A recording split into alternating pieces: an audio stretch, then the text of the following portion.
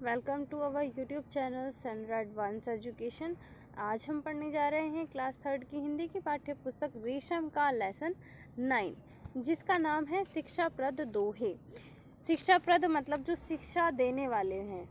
आज के इस लेसन में हम कुछ ऐसे दोहे पढ़ेंगे जिनसे हमें कुछ ना कुछ सीख मिलती है। Let's begin the lesson. वृक्ष कभू नहीं फल भकी, नदी न संचय नीर, परमारथ के करने साधु धरा शरीर। तो इस दोहे का अर्थ है, कबीरदास जी इस दोहे में कहते हैं कि जो पेड़ होते हैं, वृक्ष जो होते हैं, पेड़ होते हैं, वो कभी भी अपना फल नहीं खाते हैं, और जो नदी होती है वो कभी भी अपना पानी नहीं पीती है। उसी प्रकार साधु संतों का जो जीवन होता है वो भी दूसरों के परमार्थ या फिर परोपकार के लिए ही होता है। तो जो साधु संत होते हैं वो भी परोपकार करते हैं, अपने लिए कुछ भी नहीं करते हैं, परोपकार करते रहते हैं, दूसरों के लिए जीते रहते हैं। ऐसी बानी बोलिए मन का आपा खोए, औरन को शीतल करे आपू शीतल होए। इस दोहे का अर्थ है, कबीरदास जी इस दोहे में कहते हैं कि हमें ऐसी वाणी बोलनी चाहिए, हमें ऐसे बोलना चाहिए कि जो दूसरों को भी अच्छा लगे। ठीक है, दूसरे भी शीतल हों, दूसरों को भी अच्छा लगे, और हम खुद भी प्रसन्न रहें। हमें इस प्रकार से बोलना चाहिए। अगर हम अच्छी बातें बोलेंगे तो दूसरे लोग जो हैं वो हमसे खुश होंगे, और अगर हम बुरे शब्द बोलेंगे, बेकार कटु वचन बोलेंगे, तो दूसरों का जो मन है वो भी दुखी हो जाएगा, वो भी हमसे खुश नहीं रहेंगे, और फिर हम भी खुश नहीं रहेंगे। तो हमें ऐसी वाणी बोलना चाहिए कि जो दूसरों को भी अच्छी लगे और हमें भी अच्छी लगे। रूखा सूखा खाए के ठंडा पानी पीव, देखी पराई चूपड़ी मत ललचाए जीव। इस दोहे में कबीरदास जी कहना चाहते हैं कि रूखा सूखा खा के ठंडा पानी पी, मतलब जो भी हमारे पास है रूखा सूखा, उसको खा करके हमें ठंडा पानी पीना चाहिए। किसी दूसरे की पराई चुपड़ी हुई रोटी देख करके हमें अपना जी नहीं ललचाना चाहिए। कहने का अर्थ ये है कि हमारे पास जो भी है, जितना भी है, हमें उसमें ही संतुष्ट रहना चाहिए।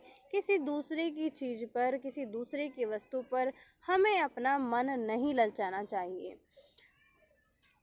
दुर्बल को न सताइए जाकी मोटी हाय, मुई खाल की खास से सार भस्म हो जाए।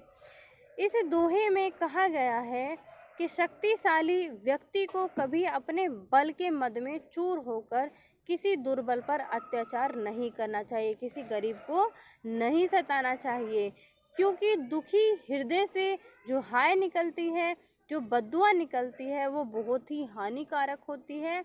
जिस प्रकार लोहे की चिमनी निर्जीव होते हुए भी लोहे को भस्म करने की शक्ति रखती है, वैसे ही दुखी व्यक्ति की जो बद्दुआ होती है वो समस्त कुल को नाश करने की शक्ति रखती है, समस्त कुल को नाश कर सकती है। तो हमें किसी भी दुर्बल निसहाय व्यक्ति को नहीं सताना चाहिए। कबीरा हर के रूठ ते गुरु के सरने जाए, कह कबीर गुरु रूठते हरि नहीं होत सहाय। इस दोहे में कबीरदास जी ने कहा है कि हरि के रूठते, गुरु को मतलब अगर भगवान रूठ जाते हैं, भगवान रुष्ट हो जाते हैं, तो हमें गुरु की शरण में जाना चाहिए। गुरु हमें रास्ता बताएंगे कि कैसे हरि को मनाया जाए, हम कैसे हरि को मनाएं। लेकिन अगर गुरु रूठ जाएं तो जो हरि है, जो भगवान है, वो हमारा कुछ नहीं कर सकते हैं, वो हमें सहारा नहीं दे सकते हैं। इसलिए हमें कभी भी गुरु को रुष्ट नहीं करना चाहिए। भगवान एक बार को रुष्ट हो जाए, रूठ जाए, तो गुरु हमें उनको मनाने का रास्ता बता देते हैं। लेकिन अगर गुरु ही रूठ जाएंगे तो फिर जो हरि है वो हमें कैसे बताएंगे कि गुरु को कैसे मनाया जाए, वो हमें नहीं बता सकते हैं। टूटे सुजन मनाइए जो टूटे सो बार, रही मन फिर पोइए टूटे मुक्ताहार। इस दोहे में कहा गया है कि कोई प्रियजन आपका, जो बहुत प्रिय है, आपको बहुत प्रियजन है, अगर वो रूठ जाता है और एक बार नहीं, वो अगर 100 बार भी रूठ जाता है तो उसको मनाइए। वो जितनी बार रूठता है उसको मना लीजिए। जिस प्रकार से जो माला होती है वो टूट जाती है, और टूटी हुई माला में हम फिर से मोती परा करके हम हार बना लेते हैं दोबारा से। उसी प्रकार से अगर हमसे कोई अच्छा व्यक्ति, कोई जो हमारा प्रियजन है वो रूठ जाता है तो हमें उसको मना लेना चाहिए। साहिब से सब होत है, बंदे ते कुछ नाही, राई ते पर्वत करे, पर्वत राई माही। देखिए साहब कहा गया है यहाँ पर भगवान को। भगवान से सब होत है, बंदे से कुछ नहीं। मतलब जो भी कुछ हो रहा है, जो भी कुछ किया जा रहा है, वो सब कुछ भगवान के द्वारा किया जा रहा है, ना कि मनुष्य के द्वारा, ना कि बंदे के द्वारा। राई ते पर्वत करे, पर्वत राई माही। भगवान चाहे तो राई को पर्वत कर सकते हैं, और वो चाहे तो पर्वत को राई कर सकते हैं, और चाहे तो राई को पर्वत कर सकते हैं। तो कहने का अर्थ ये है कि भगवान जो है वो राजा को रंक बना सकते हैं और रंक को राजा कर सकते हैं। तो भगवान जो है वो ही सब कुछ कर रहे हैं। जो मनुष्य है या बंदा है, इंसान है, वो कुछ भी नहीं कर रहा। जो भी कुछ हो रहा है वो ईश्वर की मर्जी से हो रहा है। निज भाषा उन्नति आहे, सब उन्नति को मूल। बिनु निज भाषा ज्ञान के मिट न है की सूल। इसमें कहा गया है निज भाषा मतलब जो मातृभाषा होती है।